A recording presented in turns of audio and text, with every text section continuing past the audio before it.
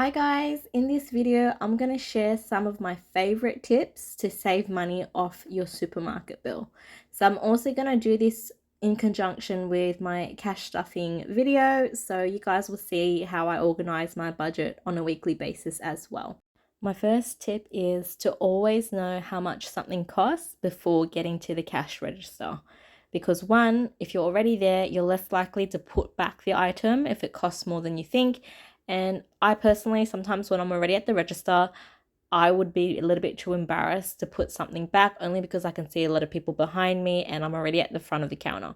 Not saying that that's the right thing to do, but because I'm aware of that's how I am, I always make sure I know the price of everything before I get to the cash register.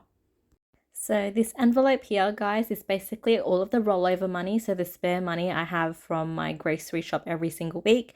I just toss the funds in that envelope and then I let it build up and I use those funds for either replenishing my stockpile pantry at home when I buy things on sale or when I go and do my Costco shop, which is like normally once every 2 or 3 months.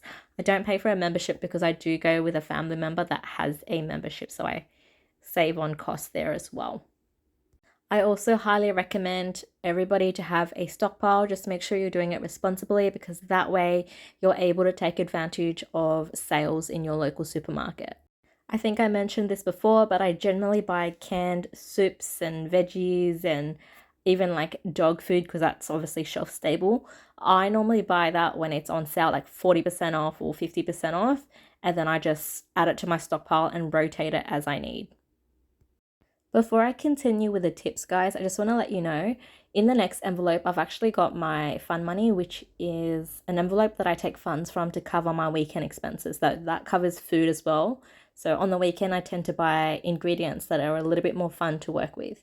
Now, last week, I was supposed to take out $30 from my allocated amount, which is $100 every single week.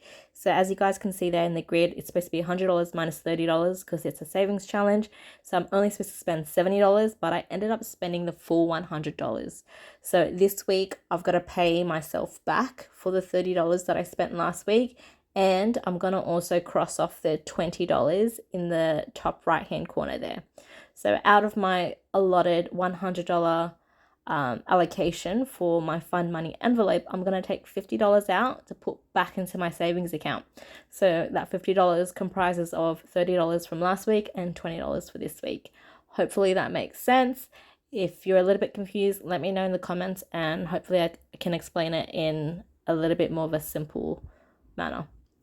Back to my video regarding the tips, guys.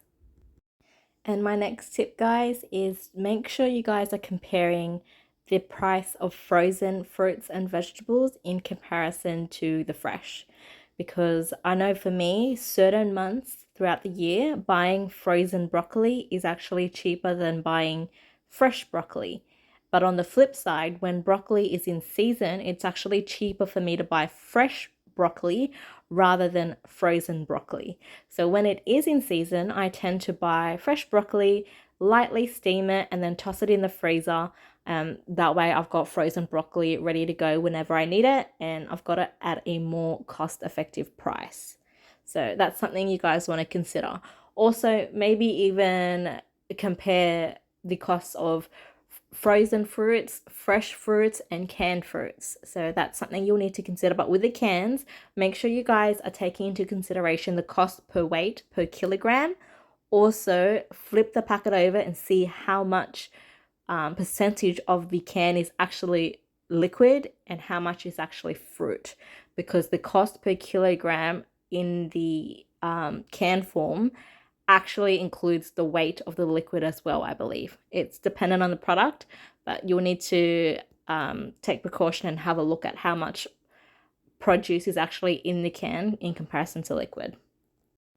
Also, do you guys prefer the lighting in this video more than the lighting in the other cash stuffing videos I do? I've just kind of filmed this in a different space, so let me know in the comments if you prefer this lighting more, then I might start filming like this. And I also wanted to mention, when I finish this video, I'm going to include 2 bonus money saving tips at the end that are not really relevant to supermarket savings, but still relevant to savings. So the next one, guys, is reducing food wastage, and I'm going to break this point down in more details for you guys. So my first tip is to extend the life of your fresh fruit and veggies as soon as you buy it. By that, what I mean is, for example, if I'm buying grapes, for example, or like cherries, I tend to wash them, put them in a Ziploc bag with a paper towel, and I find that they stay fresher for longer because the paper towel helps absorb moisture in the bag and it keeps your fresh fruit and veg fresher for longer. And the next one, if you're a regular on my channel, you would have heard me say this before, but do a shelf-tember, and you don't need to always do that in September. I like to do that once or twice every single month. That's where I use whatever ingredients I have at home to cook my meals, and I tend to just spend a little bit at the supermarket to top up to buy fresh fruit and vegetables here and there. I absolutely hate food wastage in my house because to me, it seems like I'm just like throwing money in the bin every time I don't finish a food item that I have purchased.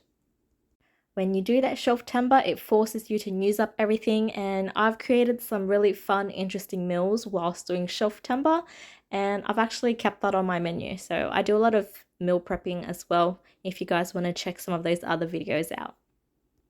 Next tip, never go shopping when you're hungry, and always bring a water bottle with you when you go shopping. That water bottle saves me so much money. I've explained that one before as well, but one of the days I forgot my water bottle and I had to buy a water bottle at a vending machine because it was cheaper than going to the cafe, and it was like $5 for a bottle of water. So that in itself doesn't need an explanation as to why you should bring your own water bottle. And the reason why I say never go grocery shopping when you're hungry is because you're more likely to chuck random things in your trolley when you're hungry because everything looks delicious when you're absolutely starving, and that really racks up your grocery bill.